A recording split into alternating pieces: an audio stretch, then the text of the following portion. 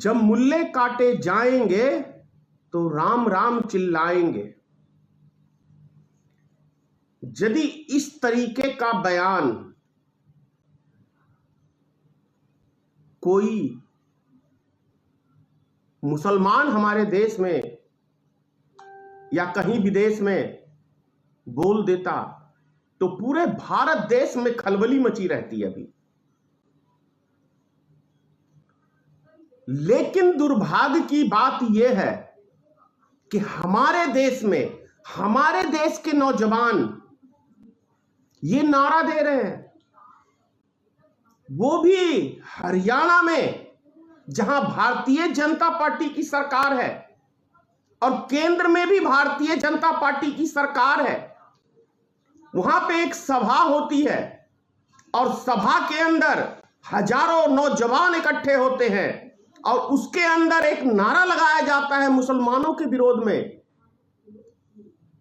कि जब मुल्ले काटे जाएंगे वो राम राम चिल्लाएंगे। क्या रामायण में ऐसा लिखा है?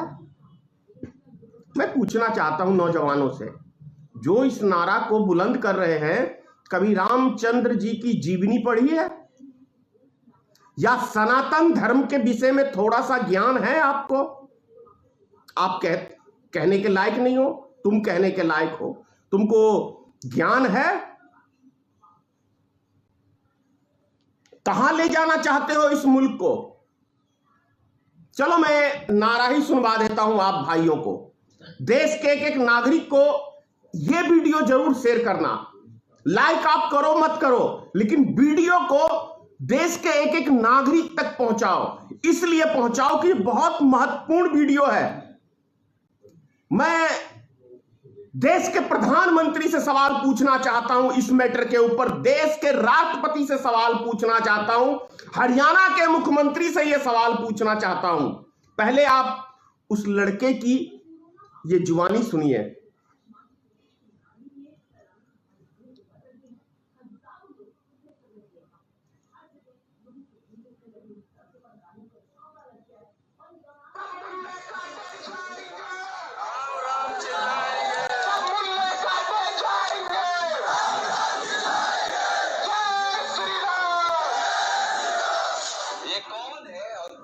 क्या आप लोग को लग रहा है, क्या हम लोग जय श्री राम बोल देते हैं तो वो रामचंद्र जी खुश हो जाते हैं हमारे करतूतों से?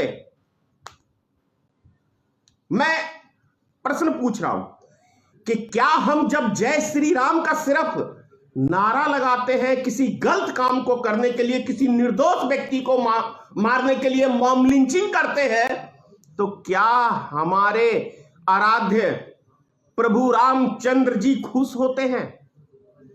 मैं एक एक हिंदू समाज के लोगों से पूछना चाह रहा हूं, ये क्या हमारे ग्रंथों में, रामायण में, गीता में ये लिखा हुआ है कि हम निर्दोष प्राणियों की हत्या करें? कहीं किसी भी शब्द का?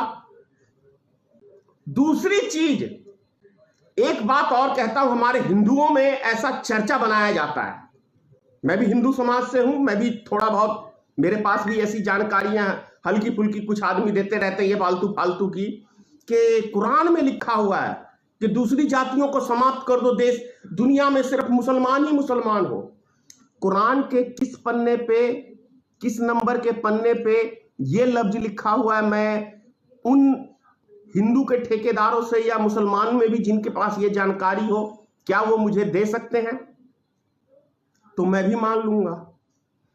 दुनिया में कोई भी ग्रंथ यदि यह कहता हो कि सामने वाले को तुम समाप्त कर दो और खुद रहो, तो वो धर्म नहीं हो सकता है, धर्म नहीं हो सकता है। किसी भी धर्म की, चाहे वो मुस्लिम हो, चाहे सनातनी धर्म हो, चाहे सिख भाई के हो हमारे गुरु नानक जी के, या चाहे क्या कहते हैं वो जो गॉड क्रिश्चियन उनके, किसी भी संसार के ग्रंथ में दूसरे धर्म की आलोचना, दूसरे धर्म की बुराई कहीं नहीं लिखी है।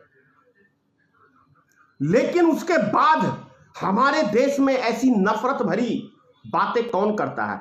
ये नारा लगा रहा था, आप सबको याद होगा, जामिया में छात्रों के ऊपर गोली चला रहा था प्रशासन के बीच में, राम भक्त ऐसा ही नाम कुछ है, और प्रशासन के सामने, और उसके बाद भी भारत सरकार ने उस व्यक्ति को जेल में डालने का काम नहीं किया।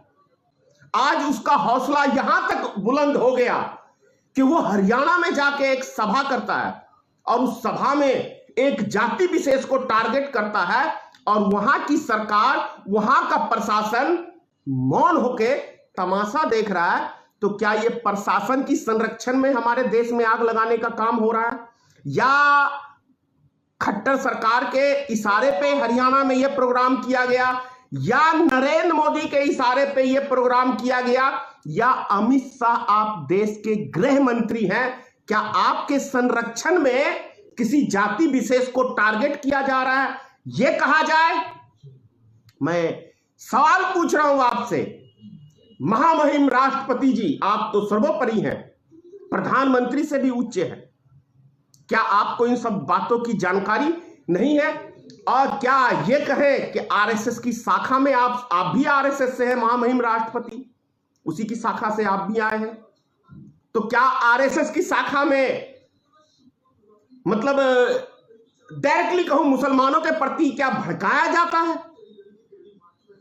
और यदि भड़काया जाता है तो क्या आरएसएस एक आतंकी संगठन नहीं है? मैं देश के महामहिम राष्ट्रपति जी से यह सवाल पूछना चाहता हूं, और देश की जनता भी जानना चाहती है। माननीय यशस्वी तेजस्वी, पता नहीं कौन कौन से जो भारतीय जनता पार्टी के नेता नाम रखते हैं अपने प्रधानमंत्री का, मैं उनसे पूछना चाहता हूं, ये चीजें इस देश में कौन पैदा कर रहा है? इस 7 सालों में किसके इशारे पे हो रहा है ये सब? ये जानना चाहते हैं देश की जनता। क्या हमारे देश में आपकी सरकार रहते इस देश के नागरिक आपस में भाईचारे से नहीं रहे, ये हम लोग समझ लें? क्या आपकी सरकार, भारतीय जनता पार्टी की सरकार से अमन शांति की उम्मीद ये देश कतई ना करे, ये हम लोग समझें? अगर यदि अमन शांति, और वैसे भी मोदी जी आप तो हजारों बार सबका साथ सबका विकास, तो सबने आपको वोट नहीं दिया, इसीलिए उसको टारगेट कर रहे हो क्या? इसीलिए टारगेट किया जा रहा है मुसलमानों को। तो फिर अभी जो मोहन भागवत ने बयान दिया कि जो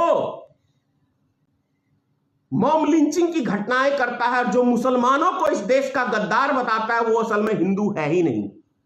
तो हम लोग क्या मान ले कि ये जय श्री राम का जो नारा लगा रहा था और मुल्लों को काटने की बात कर रहा था, ये हिंदू समाज का है नहीं, ये एक आतंकी लड़का है।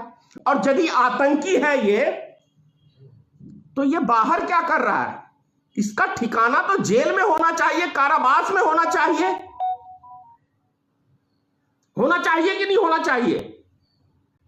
क्या मैं गलत कह रहा हूं?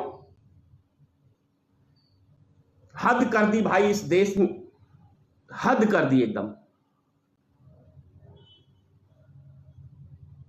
अरे भैया, जियो और जीने दो और देश को आगे तरक्की की ओर ले जाओ। क्यों मोदी जी, क्यों आरएसएस वालों, क्यों इस नौजवान को जो 20 साल 25 साल के हैं, क्यों इनको आतंकी बनाना चाहते हो आप लोग? क्या हासिल करोगे? सत्ता तो हासिल है ना, तो देश बढ़िया से चलाओ। आग क्यों लगा रहे हो देश के अंदर?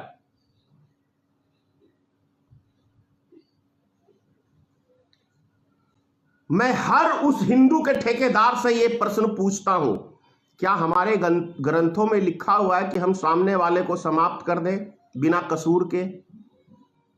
कहीं रामायण में, गीता में लिखा है क्या ऐसा? और हजारों तरह की ग्रंथ है हमारे हिंदू में, किसी ग्रंथ में लिखा है कि हम सामने वाले को निर्दोष व्यक्ति को मार दें? क्या विधाता खुश होता है इससे?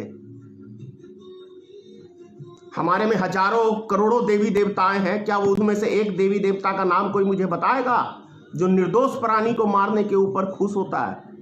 निर्दोष प्राणियों को वही मारता था राक्षस, रावण, कंस।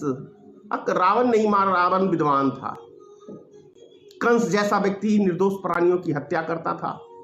तो ये कह लें कि हम कंस का राज है अभी भारत में, ये हम लोग समझ लें कि भारत में क्या कंस का राज है।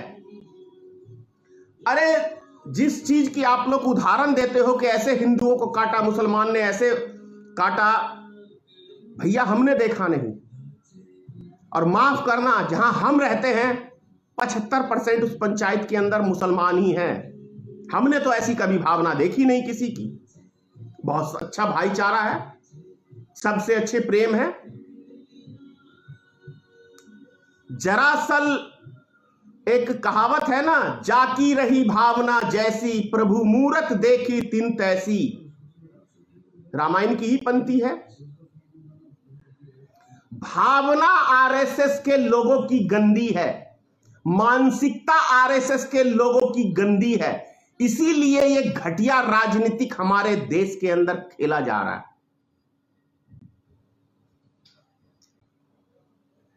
मोहन भागवत जी, मैंने कल भी कहा था, हटाइए आप ही का वो ओम का झंडा, हमारे जो ग्रंथ का सबसे बड़ा ओम, क्योंकि हम कोई भी पूजा पाठ करते हैं तो ओम से ही शुरुआत करते हैं। उस ओम पवित्र जैसे चीज को कलंकित करने का काम ये राम भक्त कर रहा है। और दुनिया भर में यदि कहें तो हमारे भारत देश की छवि को बदनाम करने का काम कर रहा है। क्या ये वीडियो दुनिया में नहीं गया? दुनिया के लगभग कंट्रियों में वीडियो घूमता है, मैं जानता हूं। मैं भी वीडियो बनाता हूं, दर्जनों कंट्री से मेरे पास भी कॉल आते हैं। मैं भी जानता हूं कि दुनिया देखती है मेरा वीडियो, करोड़ों में जाता है कई वीडियो। अगर आप चाहते हैं गरीब हर वंचित इंसान की आवाज आप तक पहुंचे तो हमारे चैनल को सब्सक्राइब करें और बेल आइकन का बटन दबाना ना भूलें। देखते रहिए बहुजन हलचल न्यूज।